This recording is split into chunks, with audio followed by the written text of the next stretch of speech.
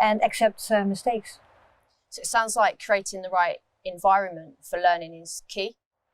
Yes, that's where it all starts with, creating an environment in which there's trust and it's safe.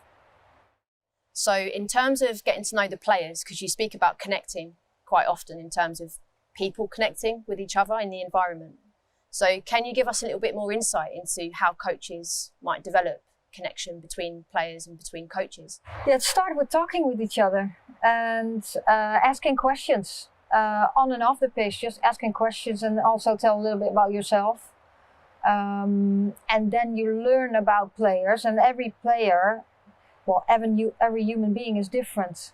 So it's good to learn about each other so you can also adapt your approach to the player to get more out of her. It's all about performing at the highest level you can. And then of course it comes on the pitch and you have to execute, but I work with the most talented players of England, so yeah, they're pretty good. Gemma mentioned earlier the idea of players understanding their strengths, what they bring, but also recognising what the opponent brings on the pitch. And I wonder if that's part of the connection at times. Yes, absolutely. It's yeah, you have to know each other, also to understand each other better, and also to give feedback to each other, because when you create an environment, and what I said, which is safe.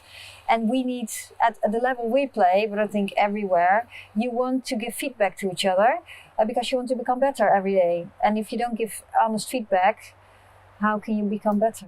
What advice would you give coaches to develop skill? Because you lead by example too. And I think when you want to make players more independent and taking responsibility for their own actions, you just need to be calm. And don't tell them all the time what to do in the moment.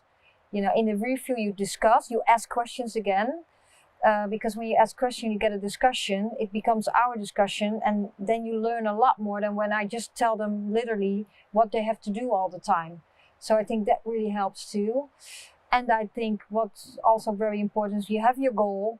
Everyone wants to win the game. Football is about scoring one goal more than the other one, or you hope to score more, but that's what the game is about. So it's about winning.